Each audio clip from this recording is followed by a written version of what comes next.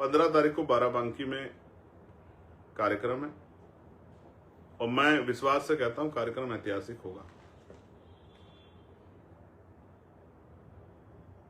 कुछ लोग हमारे साथियों को उस तरह से जानबूझ के उस तरह का माहौल खराब करने के लिए उकसाने का काम कर रहे हैं। मैं अपने साथियों से कहूंगा, हम लोग संवैधानिक व्यवस्था को मानने वाले लोग हैं, हमें किसी के उकसाव में नहीं आना चाहिए और किस तरह की टिप्पणी नहीं करनी चाहिए। देश में लोकतांत्रिक व्यवस्था है, संविधान से ये देश चल रहा है, हमें संविधान पे पूर्ण रूप से भरोसा है, तो हमें संवैधानिक दृष्टिकोण से आगे बढ़ना चाहिए। और देखिए, जब से मैंने यूजीसी के फेवर में, यूजीसी की जो गाइडलाइन आई थी, मोर्चा लिया था, मैं अकेला आदमी था लेने वाला, तब से एक बहुत शानदार मुहिम मेरे खिलाफ चलाई जा रही है। इससे मुझे कोई फर्क नहीं पड़ता। मैं राजनीति जो है व्यक्तिगत तौर पे कह रहा हूं, मैं का प्रयोग करते हुए, कि हमारा जो दल है और मैं स्वयं भी, हम राजनीति ही देश के कमजोर वर्गों के लिए कर रहे हैं, उनके अधिकारों को दिलाने के लिए कर रहे हैं, उनके आने वाली पीढ़ियों को, वर्तमान को, और जो भविष्य है वो कैसे सुरक्षित हो, उनके अधिकार कैसे बचे, इसीलिए हम लोग राजनीति कर रहे हैं। इस बात से कोई फर्क नहीं पड़ता कि हमारे विरोध में कौन है। जब हम अपने लोगों के लिए काम करेंगे, SC ST OBC माइनॉरिटी के लिए काम करेंगे, दलित पिछड़े आदिवासियों मुसलमानों के लिए काम करेंगे, सिख जैन बौद्ध ईसाइयों के लिए काम करेंगे, तो ये बहुत सारे लोगों को अच्छा नहीं लगेगा। बिल्कुल अच्छा लगेगा तो अपनी तरफ से तमाम कोशिशें करेंगे। तो उनसे हमें लड़ना नहीं है, ना घबराना है, उनसे बिल्कुल नहीं घबराना है। हमें तो इस तरह की तमाम तरह की चुनौतियों का, साजिशों का सामना करना है और दिमाग से लड़ाई लड़नी है।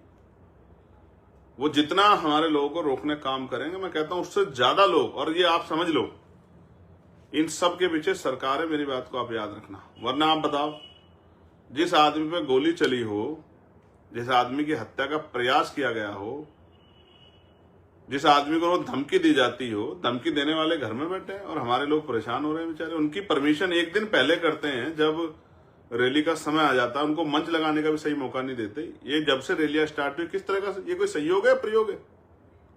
आगरा की रैली का स्थान बदल दिया, कन्नौज की रैली का स्थान बदल दिया, जो संत कबीर नगर में रैली उसका स्थान बदल दिया, जौनपुर की रैली का स्थान बदल दिया। तो अभी भी आप देखो, बिल्कुल जंगल में करवाते हैं रैली की, भाई बहुत कम लोग पहुंच पाए। पूरा एडी चोटी का जोड़ लगाते हैं अपने आकाओं को खुश करने के लिए अधिकारी बेचारे, कि हम लोग ये साबित कर दें कि सरकार देखे सर, हमने वहां बिल्कुल सहयोग नहीं किया, बहुत दूर कर दिया, देखिए बहुत कम लोग आए, नजदीक होती तो बहुत ज्यादा लोग आते। इस तरह का पूरा प्रयास करते हैं। लेकिन मैं उनको कहना चाहता हूं, भाई माहौल बदल रहा है, मौसम बदल रहा है। कमजोर वर्गों को समझ आ गया कि जो आज कम सत्ता में नहीं है तब उनके साथ नहीं खड़े, कल सत्ता में होंगे तो उनके लिए कैसे खड़े हो जाएंगे। आज तो ज्यादा समाज के साथ खड़े होकर दिखाना था। यूजीसी की जो गाइडलाइन है उसमें बहुत सारे लोगों के चेहरे बेनकाब किए हैं। जो लोग कहते थे हम दलित पिछड़ों के हितैषी हैं, और जो मुसलमानों का हाल है वो भी छिपा नहीं किससे। आप देख लो सीओ साहब क्या कह रहे हैं संभल में, देखिए। बाकी धर्मों के धार्मिक उत्सव सड़क पे हो जाएंगे, लेकिन वो कह रहे हैं एक पैर अगर बाहर रख दिया किसी ने नमाज पढ़ते हुए मस्जिद से या ईदगाह से, तो देख लेना, पर खैर नहीं। और वो कह रहे हैं कि साहब ईरान पे आप क्यों कर रहे हो, ईरान पे यहाँ क्यों प्रोटेस्ट, क्यों हाय तौबा कर रहे हो? जब बांग्लादेश में कुछ होता तो हाय तौबा यहाँ होनी चाहिए, जब पाकिस्तान में कुछ होता तो हाय तौबा होनी चाहिए, लेकिन ईरान में अगर कुछ हुआ है तो यहाँ हाय तौबा नहीं होनी चाहिए, क्योंकि सरकार के लोगों को अच्छा नहीं लग रहा है। जब वो यहाँ नंगा नाच करवाते हैं अपने जो है जिनको संरक्षित गुंडों थे, तब कुछ नहीं। यही बातों को हमें समझना है कि वो चाहते क्या हैं और वो उनका लक्ष्य क्या है। आपको अपने काम पे ध्यान देना है, और जो गाइडलाइन प्रदेश ने जारी की है कि सब लोग, बहुत सारे लोगों को बहुत सारी जगह पे अपने अपने जिला मुख्यालयों पे, और जो अदर स्टेट में जैसे मध्य प्रदेश, राजस्थान, पंजाब में, हरियाणा में, झारखंड में, बिहार में, दिल्ली में जो गाइडलाइन जारी हुई है, जहां जहां जिस तरह से आपको अपना जो है कार्यक्रम करना, उस तरह से आप कार्यक्रम करें। और मैं बाराबंकी की पूरी टीम को और जहां जिस जोन का एक कार्यक्रम है उन सब लोगों को ये कहना चाहता हूं कि आप भी हिम्मत लगाओ। अगले 2 दिन आपके पास 13 और 14 पूरी ताकत लगाओ, और हर साजिश का मुकाबला संख्या के आधार पर तो लोकतंत्र है ये। जिनके पास सर होते हैं वही नेता होता है, जिनके पास सर होते हैं उन्हीं के पास शक्ति होती है, उन्हीं की सुनवाई होती है, उन्हीं को आगे बढ़ने का मौका मिलता है। अभी तक तो आपका एक भाई घर भी रहता है, उससे भी आग्रह करना कि चलो भाई साहब की जयंती मनाएंगे और भाई आ रहे हैं तो उनको जो है ताकत भी देंगे। बहन से भी कहना, माँ से भी कहना, भाभी से भी कहना, चाची से भी कहना कि चलो एक दिन उस रहबर के लिए, ठीक है, चलो बाबा साहब अम्बेडकर के मिशन को पूरा करने के लिए, चलो जो है फूले साहू के मिशन को पूरा करने के लिए, चलो उन महापुरुषों के संघर्ष को प्रवान चढ़ाने के लिए जिन्होंने जो है अपने बच्चों तक कुर्बान कर दिया। भाई ने बुलाया, चलिए बाराबंकी और दिखाइए लोगों को, पूरे प्रदेश को देखना चाहिए, पूरे देश को देखना चाहिए। और गाली देना, मुझे गाली देना तो अधिकार है सब लोगों का। जब मैं आप लोगों के लिए लड़ाई लड़ूंगा तो मैं कोई अपने घर के, मेरा परिवार को थोड़ा ही है कि भाई मैं कोई वो करने जा रहा हूं, तो मुझे तो गाली खानी है। तो इस गाली से मत डरो, आज जो गाली दे रहे हैं कल आपको सलाम भी करेंगे, समय की बात है। ये जानबूझ के आपका ध्यान, जैसे आपको कोई सफर तय करना, मुझे यहाँ से लखनऊ जाना है, बीच में अगर कोई इधर इस तरह का कोई हो जाए गतिविधि तो हम लोग उधर देखने लग जाए तो हमारा तो समय खराब होगा ना भाई। ये सोचा समझा प्लान है। और मैं फिर कह रहा हूं, सरकार पोषित लोग हैं ये लोग, ये संगठन सरकार पोषित है, आप जानते हो, आप इतिहास उठा के देख लो। इनसे इन बेचारों को कुछ नहीं कहना है, बेरोजगार लोग हैं, इन पर ध्यान नहीं देना, अपने काम पे ध्यान देना है। हम लोग लोकतांत्रिक व्यवस्था में दल बना के काम कर रहे हैं और हम ये जानते हैं political power is the master की। राजनीतिक सत्ता वो चाबी है जो आपकी सारी समस्या हल कर देगी।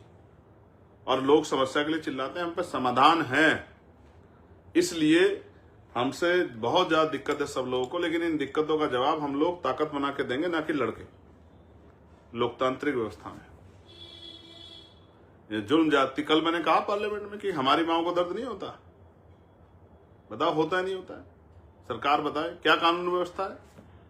दिल्ली हो, बिहार हो, राजस्थान हो, मध्य प्रदेश हो, यूपी हो, मार दे, कोई जला के मार दे रहा है, कोई हत्या कर दे रहा है, बहन बेटियों के सम्मान की रक्षा नहीं कर पा रही सरकार, उठा ले जा रहे हैं बहन बेटियों को, बच्चों को।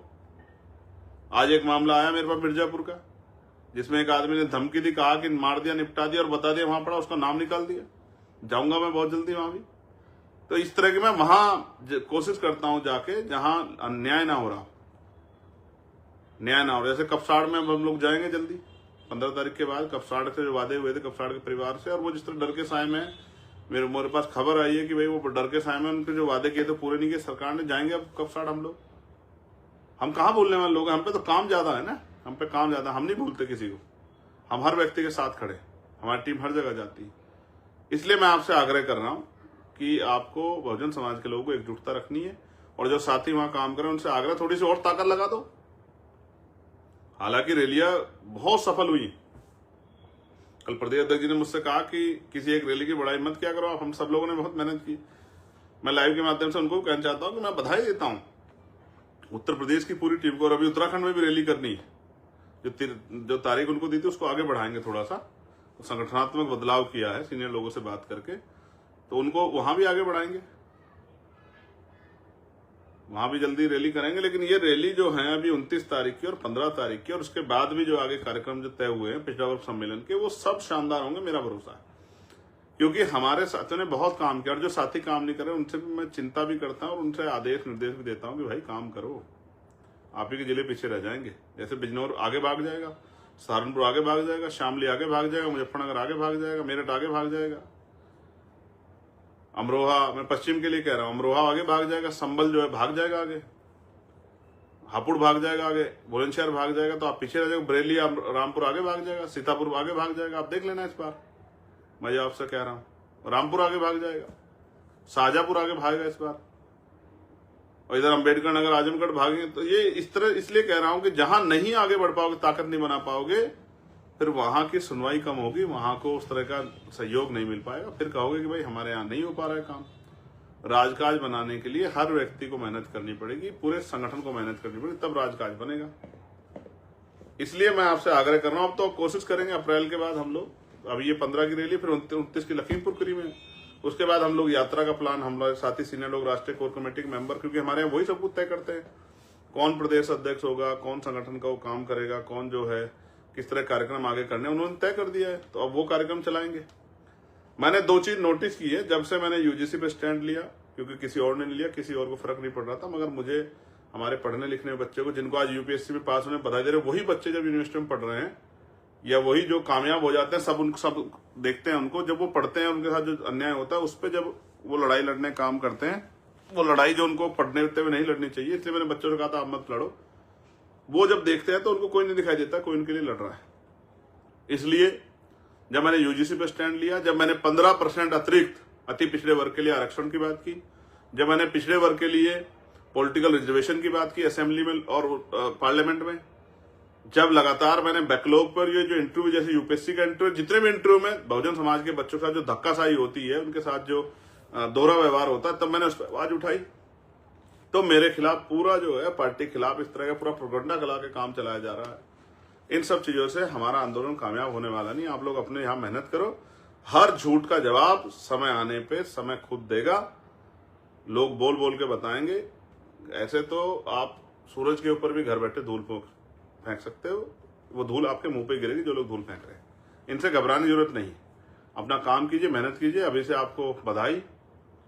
मेरा दिल कहता है कि बाराबंकी जो है किसी रैली से पीछे नहीं रहेगा, मजबूत रैली करेगा, और लखीमपुर खीरी भी मजबूत रैली करेगा। और जो घर बैठे थे किसी कारण से कि भाई ये चला जाएगा वो चला जाएगा, तो आप लोग भी निकलिए। बाराबंकी में एक ऐसा सैलाब दिखना चाहिए जिसे देख के जो है ना विरोधियों के वैसे ही हौसले टूट जाए। लोकतंत्र है।